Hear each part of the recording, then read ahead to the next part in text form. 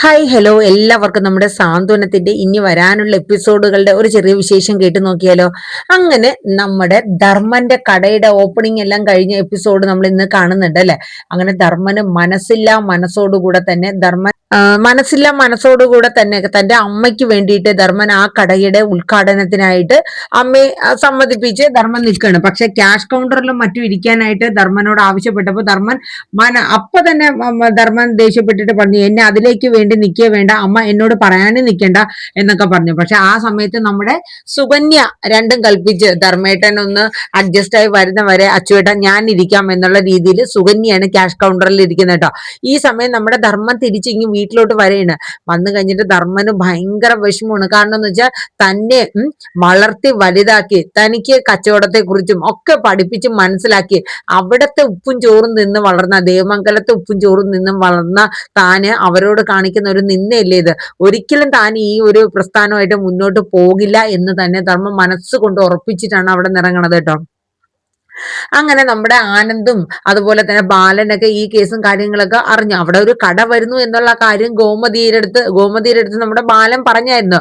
പക്ഷെ അത് എന്ത് കടയെന്നോ ആരാണെന്നോ എന്താണെന്നോ ഒന്നും ആർക്കും ഒരു പിടുത്തം കിട്ടിയില്ല. അങ്ങനെ ഈ കടയുടെ ഉദ്ഘാടന ദിവസം നമ്മുടെ ഗോമതി സ്റ്റോറിലാണെങ്കിൽ വെറും 4-5 കസ്റ്റമർ ആകെ വന്നേക്കണേ. അപ്പം ഇതെല്ലാം കണ്ടും കേട്ടും നിന്ന് നമ്മുടെ ആനന്ദ് വീട്ടിലെത്തി കഴിയുമ്പോൾ കൃഷ്ണമംഗലത്ത് നമ്മുടെ ധർമ്മം നിൽക്കുന്നത്. അപ്പൊ അങ്ങനെ ആനന്ദ് ആരും കാണാണ്ട് മുറ്റത്ത് പോയിട്ട് അവിടെ നിന്നിട്ട് മാമ മാമ എന്നിങ്ങനെ വിളിക്കണ്ട. അങ്ങനെ ധർമ്മം വരേണ്. എന്തൊക്കെയാ മാമ ഈ കേൾക്കണത്? എടാ മോനെ, നിനക്ക് എന്നെ അറിഞ്ഞൂടെ? എടാ, ഒരു കട തുടങ്ങണു എന്നുള്ള കാര്യം ഏട്ടന്മാര് പറഞ്ഞായിരുന്നു. ഇന്നലെ വന്നിട്ട് പറയുന്നു നാളെ രാവിലെ കടയുടെ ഉദ്ഘാടനമാണെന്ന്. അപ്പൊ ധർമ്മം ചോദിച്ചു എന്ന്, ഇതെവിടെയാണ് അച്ചുവേട്ടാ ഈ കട പറഞ്ഞത്, എവിടെയാണ് എന്താണ് എന്നൊക്കെ ഇങ്ങനെ ചോദിച്ചെങ്കിലും ഒരു സ്ഥലം ഇതിന്റെ ഏത് ഇതുപോലും ഏത് സ്പോട്ടിലാണെന്നോ ഒന്നും എന്നോട് അത് പറഞ്ഞില്ല. അത് മാത്രമല്ല, ഉദ്ഘാടന സമയത്ത് നീ അറിഞ്ഞാൽ മതി എന്നൊക്കെ പറഞ്ഞു. ഇന്ന് ഉദ്ഘാടനത്തിനായിട്ട് അവിടെ ചെന്നപ്പോഴാണ് നമ്മുടെ ചായക്കട പണ്ടുണ്ടായിരുന്ന രാമൻ ചേട്ടന്റെ ഏതൊരു പുള്ളിയുടെ പേര് എനിക്ക് കൃത്യമായിട്ട് അറിയില്ല. അപ്പൊ ആ കടയാണ്, ആ സ്ഥലത്താണ് ഇപ്പൊ ഈ കട വന്നിക്കുന്നത് എന്നുള്ളത് അറിഞ്ഞത്. ഞാൻ എന്ത് ചെയ്യാനാ മോനെ, പക്ഷെ അമ്മയുടെ പേരായതുകൊണ്ട് ആ ബോർഡൊക്കെ എടുത്ത് മാറ്റിക്കളെ, ഇവന് സമ്മതം അല്ലെങ്കിൽ എടുത്ത് മാറ്റെന്ന് പറഞ്ഞു. പക്ഷെ എനിക്ക് എന്തോ അമ്മയെ ഓർത്ത് ഞാൻ അത് പിന്നെ മാറ്റാൻ നിന്നില്ല. അതുകൊണ്ട് ഉദ്ഘാടനം അമ്മ ചെയ്യുകയും ചെയ്തു. ഞാൻ ആ നിമിഷം തന്നെ അവിടെ നിന്ന് ഇറങ്ങി പോന്നു മോനെ എന്നൊക്കെ ധർമ്മം പറയണ്. അപ്പൊ ആനന്ദിന് കാര്യം മനസ്സിലായി. കാരണം എന്ന് വെച്ചാൽ ഒരിക്കലും മാമൻ മനസ്സുകൊണ്ട് അച്ഛനെ അല്ലെങ്കിൽ നമ്മളെ ഒന്നും ചതിക്കില്ല എന്നുള്ള കാര്യം ഒരിക്കലും ആനന്ദിന് ചെയ്യില്ല എന്നുള്ള കാര്യം ആനന്ദിന് ഉറപ്പായിരുന്നു. അപ്പൊ നമ്മുടെ ധർമ്മം ചോദിച്ചു, അളിയനും പെങ്ങൾക്കും ഒക്കെ എന്നോട് ഇപ്പം ഭയങ്കര ദേഷ്യമായിരിക്കും അല്ലേ ആനന്ദേ? അച്ഛനെ അറിഞ്ഞു കഴിഞ്ഞപ്പോഴത്തേക്ക് ഒരു ഇച്ചിരി ദേഷ്യമൊക്കെ ആയിരുന്നു. ഇവിടെ വീട്ടിൽ വന്ന അമ്മയുടെ അടുത്തൊക്കെ ഒച്ചയെടുത്തു. എന്നാലും അവൻ നന്ദികേട് കാണിച്ചല്ലോ.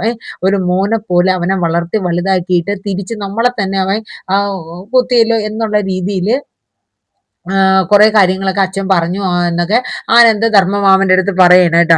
അപ്പൊ സാരമില്ല, ഞാൻ മാമ അച്ഛനെ അമ്മയും പറഞ്ഞ് മനസ്സിലാക്കാനായിട്ട് ശ്രമിച്ചോളാം എന്നൊക്കെ പറഞ്ഞു കേട്ടോ. അപ്പൊ ധർമ്മം പറഞ്ഞു, വല്ലാത്തൊരു ചതിയായി പോയുടെ അച്ചുവേട്ടൻ ചെയ്തത്. കാരണം അച്ചുവേട്ടനെ അലോകിനോടുകൂടെ അളിയൻ ചെയ്ത ആ ഒരു ദേഷ്യവും വൈരാഗ്യവും എല്ലാം കണക്കിലെടുത്താണ് ഈ ഒരു കളി കളിച്ചത്. ഞാൻ എന്ത് ചെയ്യൂടെ ആനന്ദേ എന്നുള്ള രീതിയിൽ പറയാൻ കേട്ടോ. അപ്പൊ ഈ സമയം ആകെ ഒരു ഭയങ്കര ഒരു ബുദ്ധിമുട്ടായിരുന്നു എന്താ ചെയ്യുക എന്നുള്ളത്. അങ്ങനെ ആനന്ദിന് ധർമ്മന്റെ മനസ്സിന്റെ ആ ഒരു നന്മ കാണാനായിട്ട് ആനന്ദിന് പറ്റിയായിരുന്നു കേട്ടോ.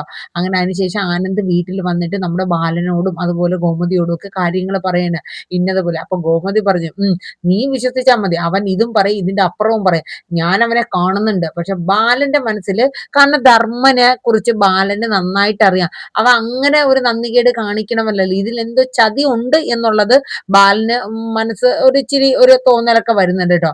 ഗോമതി അപ്പൊ തന്നെ ചാടി എണ്ണീറ്റ്, എടാ ധർമ്മ ഇങ്ങോട്ട് വാടാ ധർമ്മ എന്ന് പറഞ്ഞിട്ട് കുറേ പറയണ്ടേ. എടാ, നിന്നെ സ്വന്തം മോനെ പോലെ അല്ലേടാ എന്റെ ബാലേട്ടൻ നിന്നെ നോക്കിയത്, നീ നന്ദികേട് കാണിച്ചില്ലേടാ എന്നൊക്കെ പറഞ്ഞ് ഗോമതി വായി തോന്നിയൊക്കെ പറയണ കേട്ടോ. ധർമ്മൻ ഒന്നും മിണ്ടാൻ നിന്നില്ല. കാരണം എന്താ കാരണം വെച്ചാൽ ആരായാലും ഈ രീതിയിൽ കുറ്റപ്പെടുത്തുള്ളൂ. കാരണം മനസ്സുകൊണ്ട് ഒരു മോനെ പോലെ മൂത്ത മകന്റെ സ്ഥാനമാണ് ഗോമതിയും ബാലനും ധർമ്മനും കൊടുത്തേക്കുന്നത്. അപ്പൊ ഇങ്ങനെ ഒരു സിറ്റുവേഷൻ വരുമ്പോൾ ഉൾക്കൊള്ളാൻ ആർക്കാണെങ്കിലും പറ്റില്ല. ആ ഒരു ഇതാണ് ഗോമതി പ്രകടിപ്പിച്ചത്. അങ്ങനെ അതൊക്കെ കഴിഞ്ഞിട്ട് നമ്മുടെ ബാലനൊക്കെ ഇങ്ങനെ കടയിൽ ഇരിക്കുന്ന സമയത്ത് ആ വളരെ കസ്റ്റമർ തീരെ കുറവാണ്. എന്ന് വെച്ചാൽ എല്ലാവരും ഉദ്ഘാടന ദിവസമായിട്ട് അവിടെ ഓഫറും കാര്യങ്ങളും ഒന്നെടുത്താൽ ഒന്ന് ഫ്രീ അങ്ങനെയൊക്കെയുള്ള ഒരുപാട് ഓഫർ ഇന്ദിരാ സ്റ്റോഴ്സിൽ വന്നൊക്കെയാണ്. അപ്പൊ അതുകൊണ്ട് ഭയങ്കര കച്ചവടം ഉണ്ടായിരുന്നു. അപ്പൊ അതുകൊണ്ട് ഒരുവിധം എല്ലാ ആൾക്കാരും ആ കടയെ കുറിച്ച് അറിയാനും കടയിൽ എന്തൊക്കെ ഉണ്ട്, പുതിയ കടയാണല്ലോ, അപ്പൊ അതൊക്കെ അറിയാനായിട്ട് എല്ലാവരും അങ്ങോട്ട് ഇടിച്ചു കയറി പോണ ഒരു സീനും കാര്യങ്ങളൊക്കെയാണ് കാണുന്നത് കേട്ടോ. അങ്ങനെ നമ്മുടെ സുകന്യാണെങ്കിൽ കച്ചവടം പിടിക്കാൻ നല്ല തന്ത്രങ്ങൾ എടുക്കുന്നുണ്ട്. അയ്യേ, നിങ്ങളാരും ആ ഗോമതി സ്റ്റോറിൽ പോകരുത് കേട്ടോ. ഈ വില കുറഞ്ഞ അരി എടുത്തുകൊണ്ട് വന്നിട്ട് എന്തൊക്കെയാ കാണിക്കുന്നുണ്ട്. ഫസ്റ്റ് ക്വാളിറ്റി സാധനങ്ങളാണ്. പിന്നെ ഓണം, അതുപോലെ ക്രിസ്മസ്, വിഷു അങ്ങനെയൊക്കെ വരുമ്പോൾ ഇവിടെ പ്രത്യേക ഓഫറുകളാണ് ഉള്ളത്. അതുകൊണ്ട് നിങ്ങളൊക്കെ മേടിക്കും, ഇത്ര രൂപയുടെ പർച്ചേസിങ് ചെയ്താൽ ഇങ്ങനെ ഒരു ഗിഫ്റ്റ് നിങ്ങൾക്ക് കിട്ടും. അങ്ങനെയൊക്കെ പറഞ്ഞ് സുകന്യ കസ്റ്റമറെ എല്ലാം നന്നായിട്ട് വളച്ചൊടിച്ച് പിടിക്കുന്നുണ്ട് കേട്ടോ.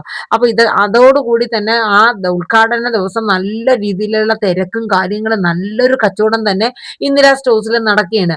ഇനി എന്ത് ചെയ്യണം എന്നുള്ളത് ആകെ ബാലനൊക്കെ ആലോചിച്ചുകൊണ്ടിരിക്കണം, ഇങ്ങനെ ആയാൽ എന്താ ചെയ്യണേ.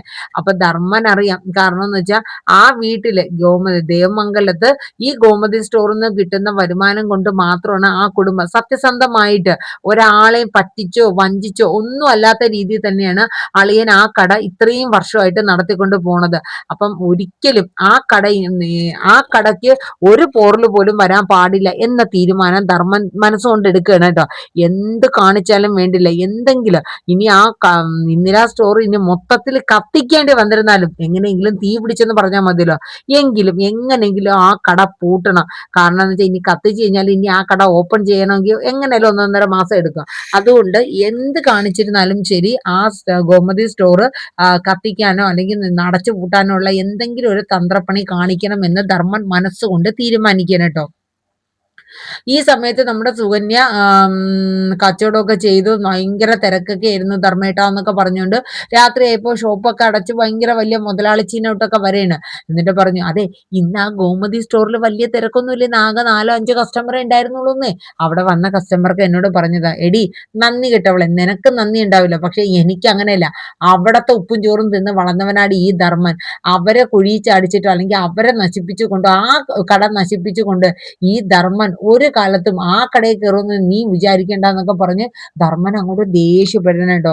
സുകന്യക്ക് വല്ലാത്തൊരു അമ്പരപ്പ്. അപ്പൊ ഇങ്ങനെ ഇനി സ്വഭാവം മാറൂലേ, ഇങ്ങനെ ഒരാഴ്ച കൊണ്ടൊക്കെ മാറി ഒന്ന് ഇയാളെ നേരെയാക്കി എടുക്കാന്ന് വെച്ചപ്പോ ഈ കിട്ടിയ അവസരം ഇങ്ങനെ നശിപ്പിച്ച് കളയുമല്ലോ എന്ന രീതിയിൽ സുകന്യ നിൽക്കുകയാണ് കേട്ടോ, എന്ത് ചെയ്യും എന്നുള്ളത് പോലെ. അപ്പൊ ഇതേ സമയത്ത് നമ്മുടെ ആകാശ് നമ്മുടെ മീനുവിന്റെ അടുത്ത് കിടക്കാനായിട്ടൊക്കെ പോകുന്ന സമയത്ത് ആകാശ് പതുക്കെ ഡോർ അടിച്ചിട്ട് മീനുവിന്റെ അടുത്ത് പറയും, അതെ നിന്നോടൊരു കാര്യം ചോദിക്കാനുണ്ട്, നീ ഒന്നിങ്ങി വന്നേ. അപ്പൊ മീനു എന്താ ആകാശം ചോദിക്കുന്നുണ്ട്. അതെ, ഈ 2 ദിവസം മുന്നേ നീ ഓഫീസിൽ നിന്ന് എങ്ങോട്ടെങ്കിലും പോയായിരുന്നു എന്ന് ചോദിക്കണ. അപ്പൊ പറഞ്ഞു, എന്തേ അങ്ങനെ ചോദിച്ചാ. അല്ല, നീ ഒരു ദിവസം വൈകിയാണല്ലോ വന്നത്, അതേത് ദിവസാ? എനിക്ക് അങ്ങനെ കൃത്യമായിട്ടൊന്നും ചോദിച്ചാൽ എനിക്കറിയില്ല. എന്താ ആകാശം ഇങ്ങനെ ക്വസ്റ്റ്യൻ ഒക്കെ ചോദിക്കണം, അതായത് പോലീസുകാർ ക്വസ്റ്റ്യൻ ചെയ്യും പോലെ. ചിലപ്പോ എന്തെങ്കിലും തിരക്ക് ഓഫീസിൽ എന്തെങ്കിലും ഇതുള്ളത് കൊണ്ട് ചിലപ്പോൾ ഞാൻ വൈകി കാണും. അതല്ല, നീ എവിടെയോ അന്ന് പോയിട്ടുണ്ട്, എന്നോട് സത്യം പറയുന്നുണ്ട്. അപ്പൊ മീനു പെട്ടെന്ന് ഇതായി. കാരണം എന്താ വെച്ചാൽ ആകാശനോട് ആ കാര്യം പറഞ്ഞില്ല, ദേവിയുടെ അടുത്ത് പോയിരുന്നു എന്നുള്ള കാര്യം. അപ്പോഴേ നമ്മുടെ ആകാശ് പറഞ്ഞു, നീ അന്ന് ഓട്ടോയില് പോയ സ്ഥലത്ത് എവിടെയാണെന്നും എന്തിനാ പോയെന്നുള്ളൊക്കെ കാര്യങ്ങൾ ഞാൻ അറിഞ്ഞു. ആ ഓട്ടോ ഡ്രൈവറെ എനിക്ക് പരിചയമുള്ള ആളാ. അയാൾ അപ്പൊ തന്നെ എന്നെ വിളിച്ച് പറഞ്ഞായിരുന്നു, നീ ദേവിയേട്ടത്തിയുടെ വീട്ടിൽ പോയത്. നീ ദേവിയേട്ടത്തിയുടെ വീട്ടിൽ പോവുകയും നീ ദേവിയേട്ടത്തെ ഫോണൊക്കെ ചെയ്ത് സംസാരിക്കുകയും ഒക്കെ ചെയ്യുന്നുണ്ട്. നീ ഈ കുടുംബത്തിന് ഇഷ്ടമില്ലാത്ത കാര്യം എന്തിനാ മീനാക്ഷി ചെയ്യണേന്ന് ചോദിച്ചു. അപ്പോഴേക്കും മീനാക്ഷിക്ക് ആകെ ഒരു വിഷമേ. അതൊന്നുമല്ല ആകാശം, എനിക്കെന്തോ ദേവിയേട്ടത്തി ഫോൺ ചെയ്തപ്പോ കുറേ കരയായിരുന്നു. എനിക്കെന്തോ ഇത്രയും നാളെ ഒരു ഏട്ടത്തിയുടെ സ്ഥാനം കൊടുത്ത് സ്നേഹിച്ച് വന്നല്ലേ, ഇത്രയും വിഷമിച്ച ഒരു പെണ്ണ് ഇങ്ങനെ ഒരു ഒന്നുമില്ലെങ്കിൽ അവരൊരു സ്ത്രീയല്ലേ, അത്രയും നെഞ്ച് തകർന്ന് നിൽക്കുമ്പോൾ കണ്ടില്ല കേട്ടില്ല എന്ന് എങ്ങനെയാ ഞാൻ കരുതുക എന്നൊക്കെ ഇങ്ങനെ പറയുന്നുണ്ട്. അപ്പൊ ആകെ ഒരു ബുദ്ധിമുട്ടായിപ്പോ. ഇനി എന്താ ചെയ്യണം? മീനാക്ഷിക്ക് ആകാശിന്റെ മുമ്പിൽ കള്ളത്തരം പോലെ എന്ന് വെച്ചാൽ പറയാണ്ട് ഒരു കള്ളത്തരം ചെയ്ത മട്ടിൽ ആകെ മീനാക്ഷിക്ക് ഒരു ബുദ്ധിമുട്ടായിപ്പോയിട്ടോ. എന്നിട്ട് മീനാക്ഷി പറഞ്ഞു, അതുകൊണ്ട് മാത്രമാണ് ഞാൻ പോയത്. ഞാൻ ആകാശിനോട് പറഞ്ഞു, ആകാശം എന്നെ വഴക്ക് പറയില്ല, അതുകൊണ്ടാ. അപ്പോഴേക്കും ആകാശ് പറഞ്ഞു, അതെ ഇവിടെ അച്ഛനോ അമ്മയ്ക്കോ ആർക്കും ദേവിയേട്ടത്തെ ഉൾക്കൊള്ളാൻ പറ്റില്ല. ഇനി എപ്പോഴെങ്കിലും കാലം മാറി വരണമെങ്കിൽ അതനുസരിച്ച്, പക്ഷെ നീ ഒരാള് ഇതിന് മുൻകൈ എടുത്ത് ദേവിയേട്ടത്തി ഈ കുടുംബത്തെ തിരിച്ച് കേറ്റണം എന്നുള്ള രീതിയിൽ നീ പ്ലാനും പദ്ധതിയൊക്കെ ആസൂത്രണം ചെയ്ത് അതെങ്ങാനും അച്ഛനും അമ്മയും അറിഞ്ഞ പിന്നെ നിന്റെ എന്റെയും ജീവിതം എന്താവും എന്ന് നിനക്കറിയാവോ? കാരണം വെച്ചാൽ ദേവിയേട്ടത്തി കാണിച്ച ക്രൂരതകൾ അത്രയാണ് എന്ന് വെച്ചാൽ അവര് അത്രയും വലിയൊരു തെറ്റ് ചെയ്തു. എന്തായാലും തെറ്റ് തന്നെയാണ്, ഇല്ലാന്ന് പറയാൻ പറ്റില്ല. അപ്പൊ അത് ബാക്കിയുള്ളവരൊക്കെ ക്ഷമിച്ച് ഉൾക്കൊണ്ട് വരാൻ അതിൻ്റെതായ സമയം എടുക്കും എന്നിങ്ങനെ പറയാൻ കേട്ടോ.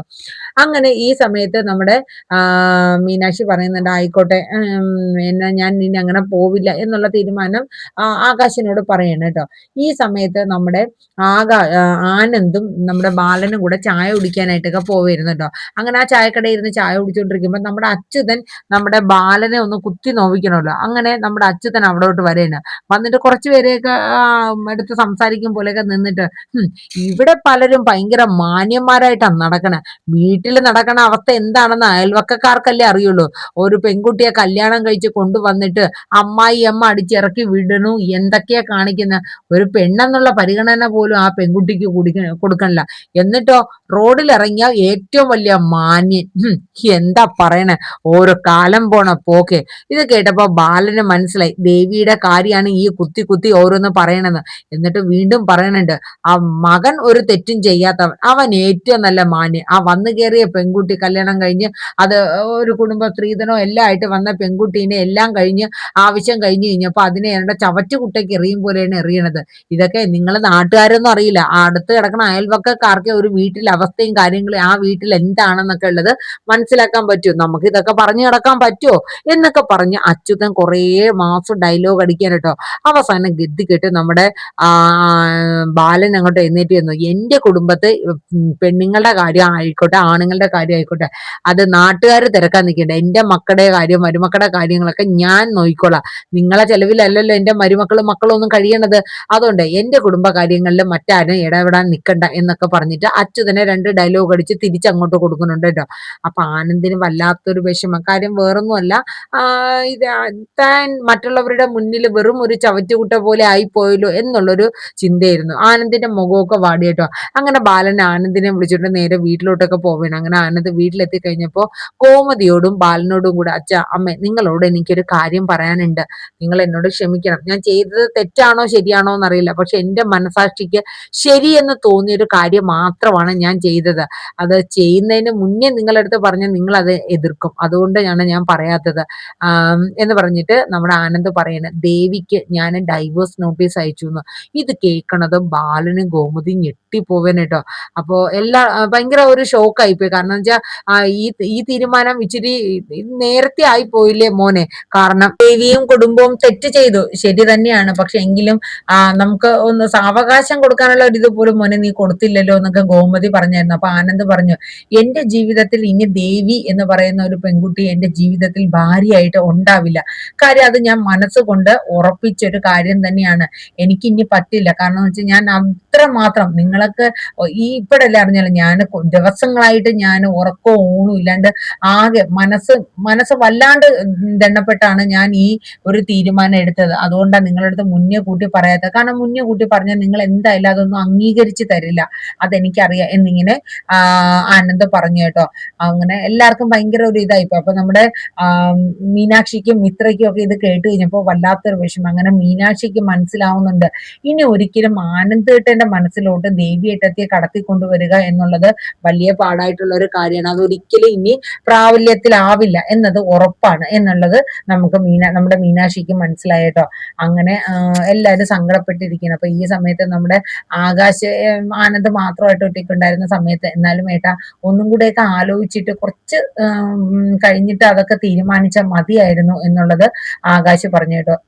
അപ്പോഴേക്കും നമ്മുടെ ആനന്ദ് പറഞ്ഞു, അതിന് ഇത് ഇപ്പൊ പെട്ടെന്ന് തീരുമാനിച്ച തീരുമാനങ്ങളല്ല, ദിവസങ്ങളായിട്ട് ആലോചിച്ചെടുത്ത തീരുമാനം തന്നെയാടാ മോനെ ഞാനിത്. കാരണം എന്റെ ജീവിതത്തിൽ ഇനി ഒരിക്കലും എനിക്ക് ഭാര്യയായിട്ട് അവൾ അംഗീകരിക്കാൻ എനിക്ക് പറ്റില്ല എന്നൊരു തീരുമാനം എടുക്കുകയാണ് കേട്ടോ. അതുകൊണ്ടാണ് ഞാൻ ഈ ഒരു ഡൈവേഴ്സ് നോട്ടീസ് അയച്ചെന്ന് പറഞ്ഞു. അങ്ങനെ നമ്മുടെ ദേവിയുടെ കയ്യിൽ ആ ഡൈവേഴ്സ് നോട്ടീസ് കിട്ടുകയാണ് കേട്ടോ. ദേവി എന്താ പറയണ, ദേവി ഇത്രയും നാളും ഒരു പ്രതീക്ഷ ആനന്ദേട്ടന്റെ ജീവിതത്തിൽ എനിക്ക് ഇനി കയറാൻ പറ്റും, ആ കുടുംബത്തെ എനിക്ക് ഇനി കയറാൻ പറ്റും എന്നുള്ള ഒരു തീരുമാനം, ഉറച്ചൊരു തീരുമാനം ദേവിയുടെ ഉള്ളിലുണ്ടായിരുന്നു. പക്ഷെ ഈ ഡൈവേഴ്സ് നോട്ടീസും കൂടെ കിട്ടിക്കഴിഞ്ഞപ്പോൾ ദേവിയുടെ ഹൃദയം തകർന്നു പോവുകയാണ്. കാരണം ഇനി ഒരിക്കലും എനിക്ക് ആ കുടുംബത്തെ കയറാൻ പറ്റില്ല, എന്റെ ജീവിതം തീർന്നു, ഞാൻ ഇനി എന്തിനാ ജീവിച്ചിരിക്കുന്നത് എന്നൊക്കെ ഓർത്തിട്ട് ഭയങ്കരമായിട്ട് ചങ്ക് പൊട്ടി നിലവിളിക്കുന്ന ഒരു സീനാണ് കേട്ടോ നമ്മുടെ ദേവിയുടെ ഭാഗത്ത് നിന്നും വരുന്നത്.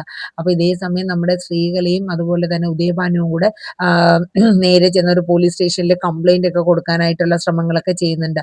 പിന്നെ അതുകൂടാതെ നമ്മുടെ ധർമ്മൻ ഈ കട, അതായത് ഇന്ദിരാ സ്റ്റോഴ്സ് എത്രയും വേഗം പൂട്ടിക്കാനുള്ള എല്ലാ കാര്യങ്ങളും ചെയ്യുന്നുണ്ട് കേട്ടോ. അതിന് വേണ്ടുന്ന നടപടിക്രമങ്ങൾ നിയമപരമായിട്ട്, അതായത് ഈ ധർമ്മൻ എങ്ങനെ അറിഞ്ഞിട്ടുണ്ട് ഈ സ്ഥലം സർക്കാരിന്റെ സ്ഥലമാണ്, അവിടെ ഒരിക്കലും ഒരു കട തുടങ്ങാനുള്ള ആ ഒരു ഇതില്ല, സാങ്ഷൻ ഇല്ല. അപ്പൊ അതെങ്ങനെ കിട്ടി എന്നുള്ളതിനെ കുറിച്ചൊക്കെ നമ്മുടെ ധർമ്മൻ തിരക്കി വരുന്നുണ്ട്.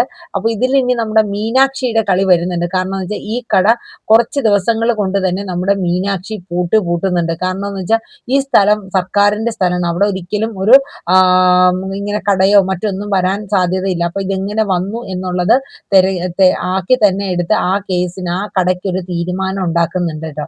അങ്ങനെ ധർമ്മൻ തന്റെ അളിയനോടും പെങ്ങളോടും തന്റെ ആ ഒരു സത്യസന്ധത, അല്ലെങ്കിൽ താനൊരു കള്ളം ചെയ്യാത്തവനാണ് എന്നുള്ള ഒരു നീതിമാനാണ് എന്നുള്ള ഒരു ആ ഒരു ക്യാരക്ടർ തെളിയിച്ചു കൊടുക്കുന്നുണ്ട്. താൻ അങ്ങനെ വഞ്ചിച്ചിട്ടില്ല, തനിക്ക് ഉപ്പും ചോറും തന്നവരെ നേരെ തിരിച്ച് താൻ കടിച്ചിട്ടില്ല എന്നുള്ളത് ധർമ്മം തെളിയിച്ച് കാണിച്ചു കൊടുക്കുകയാണ് കേട്ടോ. അപ്പൊ അതൊക്കെയാണ് ഇനി വരുന്ന എപ്പിസോഡുകളിൽ കാണിക്കുന്നത്. നമ്മുടെ വീഡിയോസ് ഒക്കെ ഇഷ്ടപ്പെട്ട് കഴിഞ്ഞാലേ ഒന്ന് ലൈക്ക് ചെയ്യാനും ഹൈപ്പ് ചെയ്യാനും മറന്നു പോകണ്ട. ഒപ്പം തന്നെ നമ്മുടെ ചാനൽ ആദ്യമായിട്ട് കാണുകയാണെങ്കിൽ ഒന്ന് സബ്സ്ക്രൈബ് ചെയ്തോടെ സപ്പോർട്ട് ചെയ്യുക. അപ്പൊ നല്ലൊരു ശിവരാത്രി പറഞ്ഞുകൊണ്ട് നിർത്തുന്നു. Thank you, bye bye.